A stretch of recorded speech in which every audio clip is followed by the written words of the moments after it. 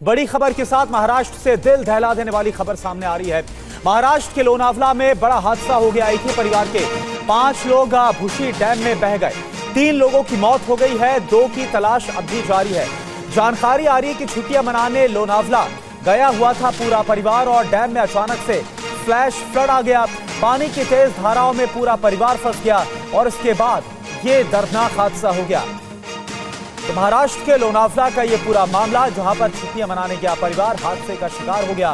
3 की मौत हो गई है, 2 की अभी भी तलाश है।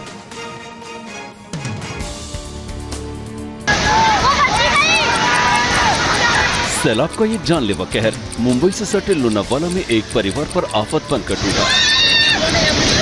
भारी बारिश के बाद ओवरफ्लो हुए भूशी डैम के हाहाकारी सैलाब ने इनकी खुशियों पर ग्रहण लगा दिया। देखते देखते तेज बहाव में परिवार के 5 लोग बह गए। बताया जा रहा है कि ये परिवार वीकेंड पर यहाँ छुट्टियां बिताने आया था। हादसे के बाद लोनावाला पुलिस और शिवदुर्ग बचाव दल को अभी तक 3 शव मिले हैं, जबकि अन्य 2 की तलाश जारी है। रेस्क्यू ऑपरेशन में आज नेवी की टीम से मदद मिल सकती है।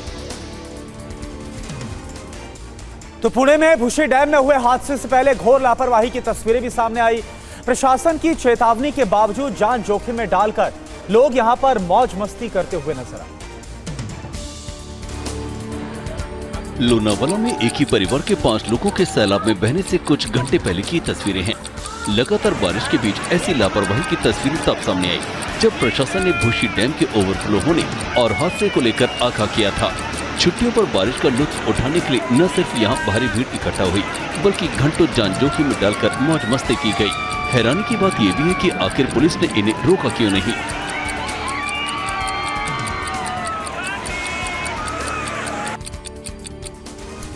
खबर गुजरात से। गुजरात के अहमदाबाद में भारी बारिश हो रही है। अहमदाबाद के शेला में बारिश के बाद सड़क धंस गई। बारिश के बीच सड़क पर बना जो बड़ा गड्ढा है वो सामने आ गया। अहमदाबाद के कई इलाकों में पानी भर गया।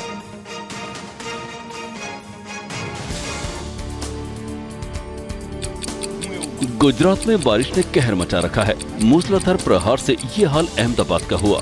लगातार 6 घंटे की बारिश के दौरान पश्चिमी इलाके शैला में सड़क पर एक विकराल गड्ढा बन गया। गनीमत ये रही कि कोई जनहानि नहीं हुई। कल्पना कीजिए कि अगर यहाँ से कोई गुजर रहा होता तो क्या आलम होता। बारिश से स्मार्ट सिटी की ये बदसूरत तस्वीर साख पर सवाल खड़ा करती है। इस बीच मौसम विभाग ने अगले कुछ घंटे में तेज हवाओं के साथ शहर में फिर बारिश होने की संभावना जताई है। वहीं दक्षिणी गुजरात की बात की जाए, यहां बीते 2 दिनों से सक्रिय बारिश ने अहमदाबाद समेत कई शहरों में कहर बरपाया। बारिश का दौर 5 जुलाई तक जारी रहने का अनुमान। रविवार को हुई भारी बारिश के बाद ये तस्वीरें अहमदाबाद से सामने आई। जिन सड़कों पर गाड़ियां फर्राटा भरती थी वहां कई फीट तक पानी भर गया। शहर का कोई ऐसा कोना नहीं बचा जहां जल भराव से लोगों का सामना न हुआ हो। शहर की रफ्तार पर बारिश ने मानो ब्रेक लगा दिया।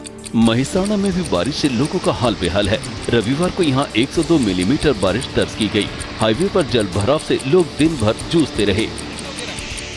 इस बीच दक्षिण और उत्तरी गुजरात के जिलों में 3 से 4 जुलाई के बीच भारी बारिश का अलर्ट है। इधर सूरत की बात की जाए तो यहां पर भी भारी बारिश लगातार जारी और बचाव कार्य के लिए नावें बुलाई गई हैं। लगातार बारिश के बाद कई क्षेत्रों में कमर तक पानी भर चुका है। सूरत में भारी बारिश से नगर निगम का प्री मानसून पूरी तरह ऑपरेशन फेल साबित हुआ। सुबह से लगातार हुई बारिश से जगह जगह जल जमाव की स्थिति बन गई। वीडियो में साफ तौर से देखा जा सकता है कि कैसे लोग जलमग्न सड़कों पर जान हथेली पर लेकर चल रहे हैं। बाइक सफर और पैदल चलने वाले लोगों को काफी दिक्कतें आई। कई गाड़ियां तो सड़क पर पानी में ही डूबी दिखी। घर और दुकान इस बारिश में घुटनों तक पानी में डूब गए। तेज हवाओं और बारिश से सूरत और अहमदाबाद समेत कई जगहों में दर्जनों पेड़ धराशायी हो गए। खबर जम्मू कश्मीर से। जम्मू कश्मीर के किश्तवाड़ में बारिश के बाद लैंडस्लाइड की घटना के बाद हड़कंप मच गया। किश्तवाड़ पाडर मार्ग पर कई जगह पहाड़ धंसने से यातायात प्रभावित हो गया।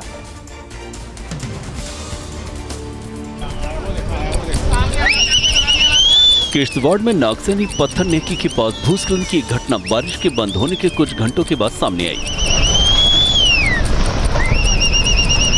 पहाड़ी खिसकने से पद्दर उपमंडल का किश्तवाड़ से संपर्क टूट गया है। बताया जा रहा है कि पहाड़ी पर लगा एक टावर भी खिसक कर नीचे गिर गया।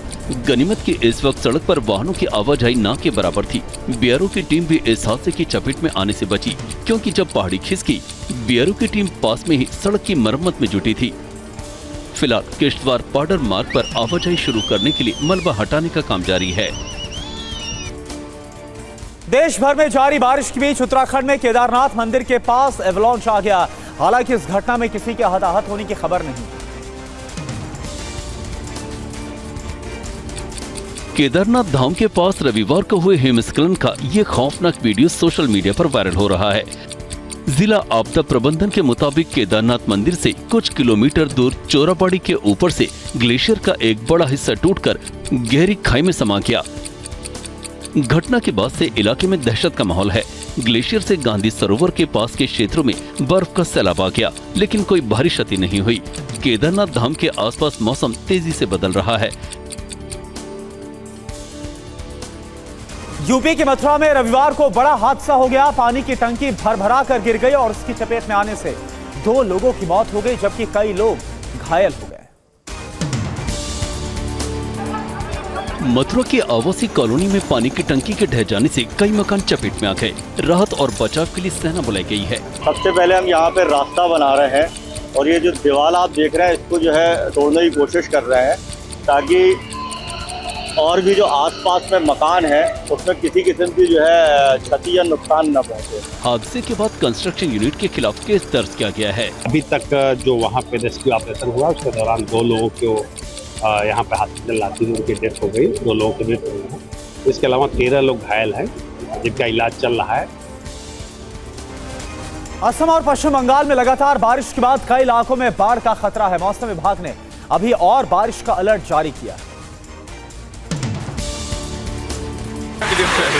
डिब्रूगढ़ में पिछले कई दिनों से लगातार हो रही बारिश से जनजीवन पूरी तरह बेहाल है। शहर के कई इलाके जलमग्न हो गए हैं। बारिश का पानी लोगों के घरों में घुस गया, सड़कें भी दरिया बन गई हैं। दूसरी ओर ब्रह्मपुत्र नदी का बढ़ता जलस्तर भी लोगों को डरा रहा है। डिब्रूगढ़ में नदी खतरे के निशान को पार कर चुकी है। गुवाहाटी में भी बाढ़ को लेकर अलर्ट जारी किया गया है। निचले इलाके में डूबने से 2 लोगों की मौत की खबर है। लगातार बारिश से ब्रह्मपुत्र समेत 5 नदियां उफान पर हैं। बारिश, बाढ़ और भूस्खलन से अब तक राज्य में 44 मौतें हो चुकी हैं। उत्तराखंड में भी बारिश का कहर जारी है। हरिद्वार के सूखी नदी में आई बाढ़ के बाद एसडीआरएफ की टीम लगातार ऑपरेशन चला रही। हरिद्वार में तबाही मचाने के बाद सूखी नदी का पानी अब धीरे धीरे नीचे उतर रहा है। इस बीच शनिवार को सैलाब में बहे वाहनों को नदी से निकालने का काम जारी है।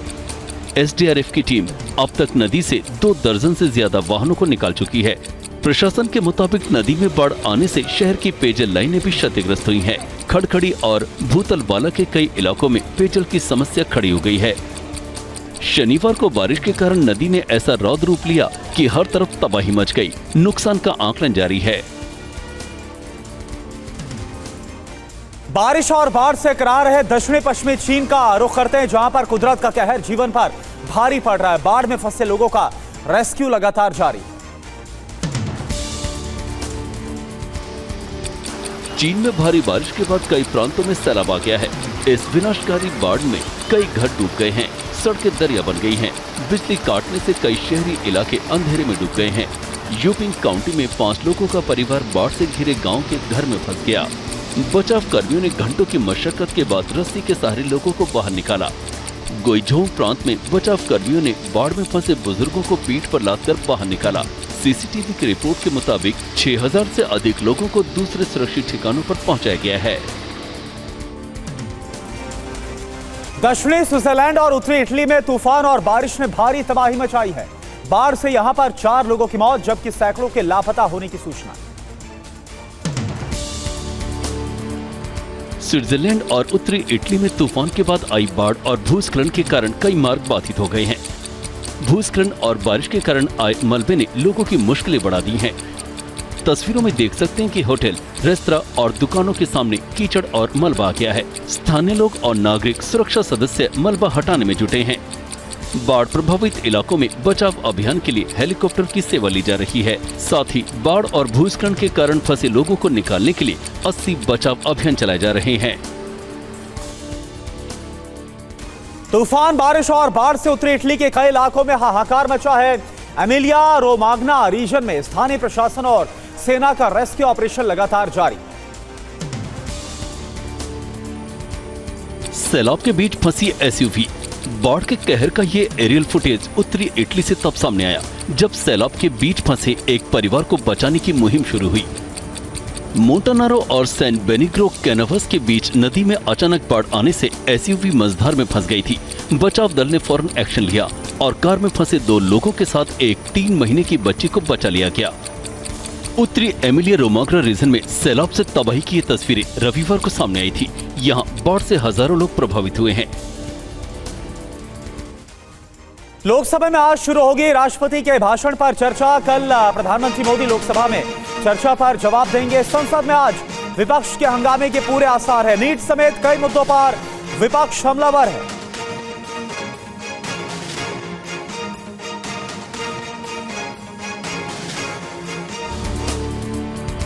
लोकसभा में आज राष्ट्रपति के अभिभाषण पर चर्चा शुरू होगी। बीजेपी के सांसद और पूर्व केंद्रीय मंत्री अनुराग ठाकुर राष्ट्रपति के अभिभाषण पर धन्यवाद प्रस्ताव पर चर्चा की शुरुआत करेंगे। बीजेपी की दिवंगत नेता सुषमा स्वराज की बेटी बांसुरी स्वराज धन्यवाद प्रस्ताव पर चर्चा का अनुमोदन करेंगी। लोकसभा ने धन्यवाद प्रस्ताव पर चर्चा के लिए 16 घंटे का समय निर्धारित किया है, जिसका समापन कल प्रधानमंत्री नरेंद्र मोदी के जवाब के साथ होगा। वहीं राज्यसभा से चर्चा के लिए 21 घंटे का समय तय किया गया है और पीएम मोदी इस चर्चा पर जवाब देंगे। पश्चिम बंगाल से खबर, जहां पर अवैध संबंध के आरोप में युवक और युवती की बेरहमी से पिटाई की गई। वीडियो वायरल होने के बाद पुलिस ने आरोपी को गिरफ्तार कर लिया।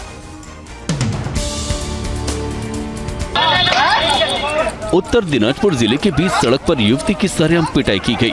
तस्वीरों में देख सकते हैं कि काली टी शर्ट पहने एक शख्स युवती को डंडे से पीटता है। युवती के बेसुध होने पर लड़के को मारना शुरू करता है। घटना को लेकर बीजेपी ने बंगाल में कानून व्यवस्था पर सवाल उठाए। जब कोई ऐसा घटना हो जाता है, तृणमूल कांग्रेस साथ पल्ला झाड़ लेता है, ये हमारा पार्टी का नहीं है। एक महिला मुख्यमंत्री का राज्य में जो महिला सुरक्षा नहीं है, इस एक जाता जिगता उदाहरण है। पिटाई का वीडियो वायरल होने पर पुलिस हरकत में आई और आरोपी को गिरफ्तार कर लिया। आज से देश में 3 नए कानून लागू हो गए हैं। नए कानून लागू होने से कई सारे नियम और कायदे बदल गए। आज से होने वाले अपराध नए कानून के तहत दर्ज किए जाएंगे, क्योंकि आज से देश में नए कानून लागू हो गए हैं। सरकार के मुताबिक नए कानूनों में अब दंड नहीं, न्याय पर जोर दिया गया है। नए कानून में इलेक्ट्रॉनिक तरीके से सबूत जुटाने को अहमियत दी गई है। अब कोई भी नागरिक अपराध होने पर किसी भी थाने में 0 FIR दर्ज करा सकेगा।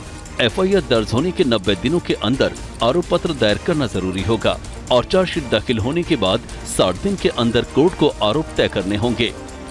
नए कानून में कई नई धाराएं जोड़ी गई हैं और कुछ पुरानी धाराएं हटाई गई हैं।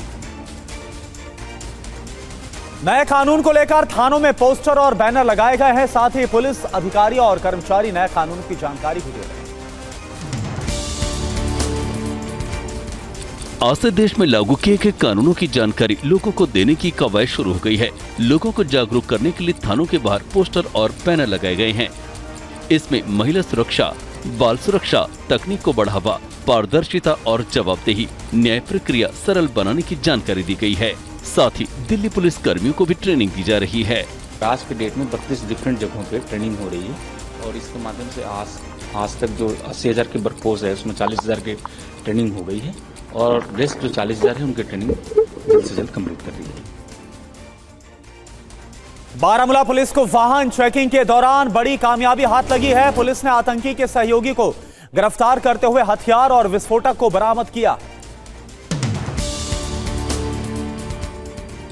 जम्मू कश्मीर पुलिस ने सुरक्षा बलों के साथ मिलकर सोपोर में आतंकी के सहयोगी को गिरफ्तार किया है। कार चेकिंग के दौरान आरोपी के पास से IED सामग्री के साथ हथियार और गोला बारूद बरामद किए गए हैं। इनमें 2 तुर्की पिस्तौल, 1 तुर्की पिस्तौल की मैगजीन, 41 राउंड पिस्तौल की गोली, 2 चीनी ग्रेनेड, 1 तुर्की पिस्तौल का साइलेंसर और IED सामग्री शामिल है। आतंकी सहयोगी की पहचान श्रीनगर के मुस्तफाबाद इलाके के हादीपुरा निवासी वहीद उल जहूर के रूप में की गई है।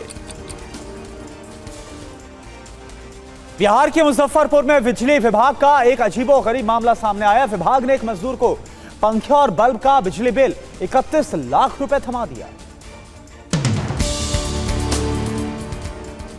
मुजफ्फरपुर की सिमरा पंचायत के शुभलाल सहनी का बिजली कनेक्शन पत्नी के नाम पर है। बिजली बंद होने पर स्मार्ट मीटर का 400 रुपए से रिचार्ज कराया, फिर भी बिजली नहीं आई तो शिकायत करने पहुंचा। वहीं लाखों का बिल थमा दिया गया। तो बिल दिखाएं तो उन्होंने बोले कि ये लगभग 31 लाख के तुम्हारा ऊपर डिश गिरा हुआ है। जय में हम 3 पंखा चलाते हैं और 4-5 बॉल जलता है। स्मार्ट मीटर के पहले बिजली बिल का बकाया मात्र 2600 रुपए ही था। खबर उत्तर प्रदेश से, जहां पर कांवड़ यात्रा की तैयारियां शुरू हो गई है। सीएम योगी आदित्यनाथ ने आगामी त्योहारों को लेकर प्रदेश के अधिकारियों को जरूरी दिशा निर्देश जारी किए। मुख्यमंत्री योगी आदित्यनाथ ने कांवड़ यात्रा, जगन्नाथ यात्रा, मुहर्रम और रक्षाबंधन को लेकर कमिश्नर, डीएम, एसपी समेत कई विभागों के अधिकारियों के साथ बैठक की। उन्होंने बैठक में मौजूद सभी अधिकारियों को जरूरी निर्देश भी दिए। सीएम योगी के निर्देश, कांवड़ यात्रा के रूट पर सुरक्षा का खास प्रबंधन हो। कांवड़ यात्रा में डीजे बजाने पर रोक नहीं होगी। शिव भक्तों को किसी भी तरह की असुविधा न हो। सीएम योगी ने शरारती और उपद्रवी तत्वों से सख्ती से निपटने और कांवड़ यात्रा की ड्रोन से निगरानी के भी निर्देश दिए हैं। नीट यूजी पेपर लीक मामले में गुजरात के गोधरा से एक निजी स्कूल के ट्रस्टी को गिरफ्तार किया गया था, जिसे कोर्ट ने 4 दिन की सीबीआई रिमांड पर अब भेज दिया। NEET UG paper leak case में सीबीआई को कई अहम सबूत मिले हैं। सीबीआई रिमांड पर भेजे गए गोधरा के जय जलाराम स्कूल के ट्रस्टी दीक्षित पटेल से पूछताछ होगी। सीबीआई का कहना यह था कि ये जो दीक्षित पटेल है उनका कुछ न कुछ रोल है, वो कंफर्म करने के लिए उनकी रिमांड की जरूरत है। सीबीआई ने 3 दिन पहले गुजरात के गोधरा, खेड़ा, आनंद और अहमदाबाद के कई लोकेशंस पर छापेमारी कर कई आरोपियों को गिरफ्तार किया था। इस बीच सीबीआई की एक टीम कल पटना के बेउर जेल पहुंची और पेपर लीक केस में अरेस्ट आरोपियों से पूछताछ की। इधर कथावाचक पंडित प्रदीप मिश्रा की मुश्किलें कम नहीं हो रही। बरसाना के बाद अब मध्य प्रदेश के बैतूल से नया विवाद सामने आ गया, जिसमें उन्होंने ताप्ती नदी को लेकर विवादित बातें की। मध्य प्रदेश की ताप्ती नदी को श्राप देने और कृष्ण पर मोहित होने की पंडित प्रदीप मिश्रा की कथा को लेकर नया विवाद शुरू हो गया है। ताप्ती मंदिर के पुजारी ने कथावाचक से माफी मांगने की मांग की है। माँ ताप्ती और यमुना मैया का विवाद बताया है और उसमें बताया है कि माँ ताप्ती कृष्ण पर मोहित हो गई थी और माँ ताप्ती का इस प्रकार का अपमान करने पर हम अत्यंत दुखी है और हम मांग करते हैं कि प्रदीप मिश्रा जी को ताप्ती मैया से माफी मांगना चाहिए। हालांकि कथावाचक प्रदीप मिश्रा का ये वीडियो पुराना है, जो अब वायरल हो रहा है। और चलिए अब बात करते हैं अमरनाथ यात्रा की। 2 दिनों में ही 28,000 से ज्यादा तीर्थयात्रियों ने अमरनाथ की पवित्र गुफा में बाबा बर्फानी के दर्शन किए और आरती में भी शामिल हुए। अमरनाथ तीर्थ यात्रा के दूसरे दिन 14,717 तीर्थयात्रियों ने बाबा बर्फानी के दर्शन किए और आरती में शामिल हुए। अब तक बाबा बर्फानी के 28,544 तीर्थयात्री दर्शन कर चुके हैं। अमरनाथ में पहले दिन 13,827 तीर्थयात्रियों ने दर्शन किए थे। इधर अमरनाथ तीर्थयात्रियों का तीसरा जत्था जम्मू से नूनवान और बाल्टोल बेस कैंप पहुंच गया है, जो आज अमरनाथ की पवित्र गुफा के लिए प्रस्थान करेगा। T20 चैंपियन बनते ही टीम इंडिया पर पैसों की बरसात हो रही है। बीसीसीआई ने टीम इंडिया को भारी भरकम राशि के इनाम देने की घोषणा की है। टीम इंडिया को बीसीसीआई 125 करोड़ रुपए का इनाम देगी। इसकी घोषणा बीसीसीआई के सचिव जय शाह ने सोशल मीडिया एक्स पर की है। साथ ही जय शाह ने टीम इंडिया की जमकर तारीफ की है। उन्होंने लिखा है कि T20 वर्ल्ड कप में भारतीय टीम ने अद्वितीय प्रतिभा का प्रदर्शन किया है और अपनी दृढ़ता और खेल भावना से मैचों के साथ साथ लोगों के दिल भी जीते हैं। शाह ने कहा है कि रोहित शर्मा के नेतृत्व में टीम इंडिया ने शानदार प्रदर्शन करते हुए आईसीसी के T20 विश्व कप के इतिहास में एक भी मैच गंवाए बिना टूर्नामेंट जीतने वाली पहली टीम बन गई है। एक के बाद एक क्रिकेट खिलाड़ियों के रिटायरमेंट की घोषणा से भारतीय फैंस आहत हैं। अब इस सूची में एक और नाम रविंद्र जडेजा का जुड़ गया है। T20 वर्ल्ड कप में जीतने के बाद रोहित शर्मा और विराट कोहली ने संन्यास की घोषणा की। इसके बाद रविंद्र जडेजा ने भी T20 इंटरनेशनल से संन्यास ले लिया है। विश्व कप ट्रॉफी के साथ सोशल मीडिया पर तस्वीर पोस्ट करते हुए उन्होंने विदाई का ऐलान किया। रविंद्र जडेजा ने T20 क्रिकेट करियर की शुरुआत 2009 में कोलंबो में श्रीलंका के खिलाफ की थी। जडेजा ने टीम को लक्ष्य हासिल करने में अपने प्रदर्शन से जीत की दहलीज पर पहुंचाया है। टीम इंडिया के स्टार ऑलराउंडर रविंद्र जडेजा के संन्यास से फैंस के चेहरे पर मायूसी है। पेरिस में होने वाले ओलंपिक खेलों के लिए केंद्रीय खेल मंत्री और पेट्रोलियम मंत्री हरदीप सिंह पुरी ने भारतीय खिलाड़ियों की ड्रेस और किट को लॉन्च किया। केंद्रीय खेल मंत्री डॉक्टर मनसुख मांडविया ने भारतीय ड्रेस और किट का अनावरण करते हुए उम्मीद जताई कि पदक तालिका में भारतीय खिलाड़ी देश का नाम और ऊंचा करेंगे। भारत का तिरंगा झंडा लेके जब आप ओलंपिक में हमारी टीम के साथ उतरेंगे, दोस्तों इस देश के गौरव का प्रतीक होगा। सारे देश के लोगों की नजर आपके साथ होगी।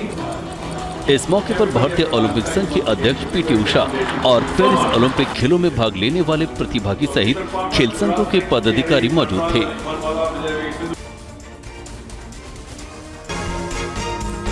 लोकसभा में आज शुरू होगी राष्ट्रपति के अभिभाषण पर चर्चा। कल पीएम मोदी लोकसभा में चर्चा पर जवाब देंगे। संसद में आज विपक्ष के हंगामे के आसार हैं। नीट समेत कई मुद्दों पर विपक्ष हमलावर है।